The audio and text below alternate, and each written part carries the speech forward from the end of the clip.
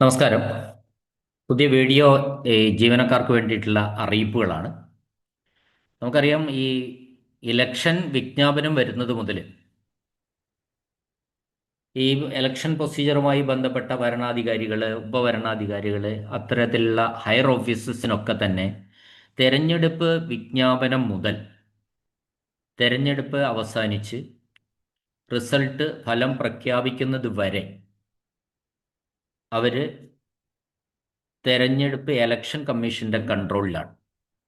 അതുകൊണ്ട് തന്നെ മറ്റ് ഓഫീസുകളിൽ അവർക്ക് ആ ഉത്തരവാദിത്വം നിറവേറ്റാൻ കഴിയില്ല.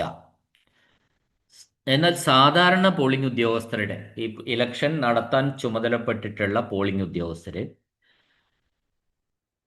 അത് അവരുടെ ഡ്യൂട്ടി എന്ന് പറയുന്നത് സാധാരണഗതിയിൽ തലേന്ന് ഇലക്ഷൻ മെറ്റീരിയൽ സ്വീകരിച്ച് പിറ്റേന്ന് ഇലക്ഷൻ നടത്തി, അപ്പോൾ ആ 2 ദിവസമാണ് സാധാരണഗതിയിൽ അവരുടെ ഡ്യൂട്ടി ആയിട്ട് വരുന്നത്.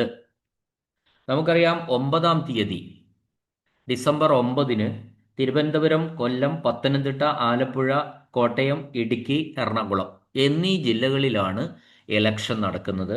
എന്നാൽ 11-ന് തൃശ്ശൂര്, പാലക്കാട്, മലപ്പുറം, കോട്ടയം, വയനാട്, കോഴിക്കോട്, കാസർഗോഡ്, കണ്ണൂർ ഇത്രയും ജില്ലകളിൽ ഡിസംബർ 11-നും ഇലക്ഷൻ നടക്കുകയാണ്. അപ്പോൾ ഇത്തരത്തിൽ 2 ദിവസം തുടർച്ചയായിട്ട് ഡ്യൂട്ടി ചെയ്യുകയാണ്. ആദ്യത്തെ തലേ ദിവസം, ഇലക്ഷൻ്റെ തലേന്ന് പോളിംഗ് മെറ്റീരിയൽസ് സ്വീകരിക്കുന്നു.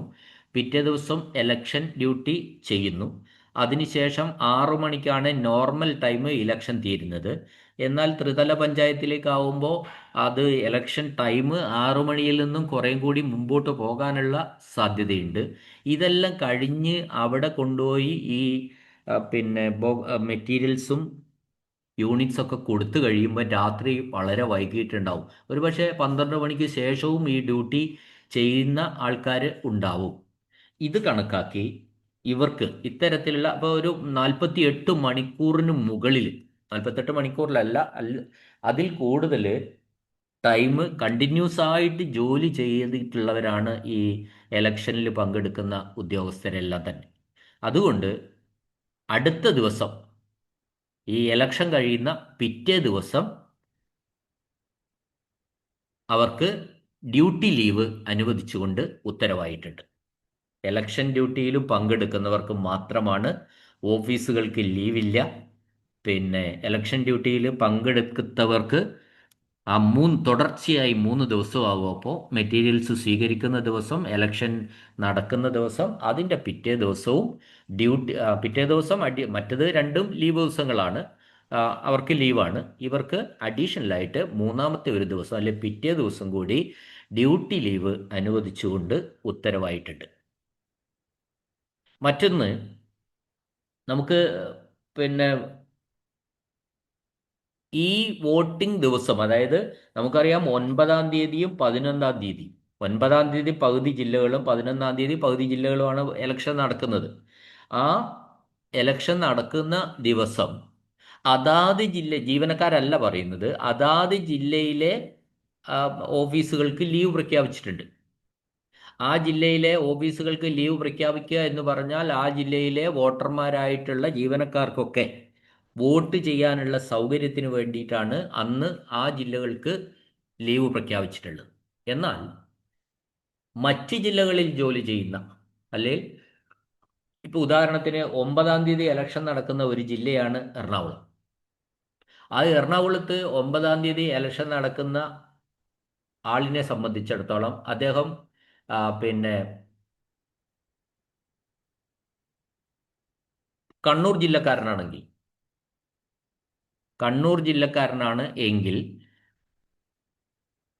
അദ്ദേഹത്തിന് ഈ മറ്റ് ജില്ലകളിൽ വർക്ക് ചെയ്യുന്ന അദ്ദേഹത്തിന്, എറണാകുളത്താണ് അദ്ദേഹത്തിൻ്റെ വീട്, വോട്ട് എറണാകുളത്താണ്, കണ്ണൂരാണ് അദ്ദേഹം ജോലി ചെയ്യുന്നത്. എറണാകുളത്ത് വീടും കണ്ണൂർ ജോലിയുമാണെങ്കിൽ അദ്ദേഹത്തിന് ഈ കണ്ണൂർ ജില്ലയിലെ ഉള്ള ഓഫീസിൽ അന്നേ ദിവസം ഹാജരാവേണ്ട ആവശ്യമില്ല.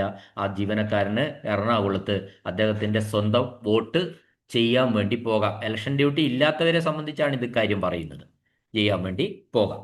അവർക്ക്, അത്തരം ആൾക്കാർക്ക്, അതായത് സ്വന്തം ജില്ലയിൽ വോട്ടെടുപ്പ് നടക്കുകയും എന്നാൽ മറ്റ് ജില്ലകളിൽ ജോലി ആവശ്യാർത്ഥം മറ്റ് ഓഫീസുകളിൽ ജോലി ചെയ്യുന്നവരെയും സംബന്ധിച്ചാണ് ഈ ഉത്തരവ്. എലക്ഷൻ ഡ്യൂട്ടി ഉണ്ടെങ്കിൽ അവർ പോസ്റ്റൽ ബാലറ്റ് ചെയ്യുമായിരുന്നു.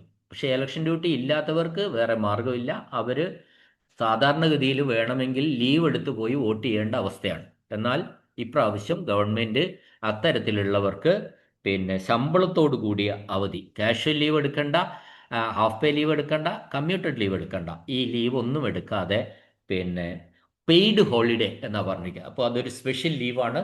പെയ്ഡ് ഹോളിഡേ അനുവദിച്ചുകൊണ്ട് ഉത്തരവായിട്ടുണ്ട്.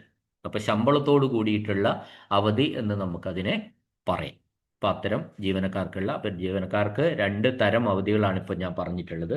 ഇനി ഇതിൽ നമ്മൾ ഇത്തരം ജീവനക്കാർക്ക് ഇപ്പം ഞാൻ പറഞ്ഞ ഈ വിഭാഗത്തിൽ, അതായത് നമ്മളെ വീടിരിക്കുന്നിടത്ത് എലക്ഷൻ നടക്കുകയും നമ്മൾ വേറൊരു ജില്ലയിൽ ജോലി ചെയ്യുകയും ചെയ്തു വന്നാൽ, അത് ഡെയിലി വേജ് ആയിട്ടുള്ളതും കാഷ്വൽ വർക്കേഴ്സിനും, ഡെയിലി വേജ് കാഷ്വൽ വർക്കേഴ്സിനും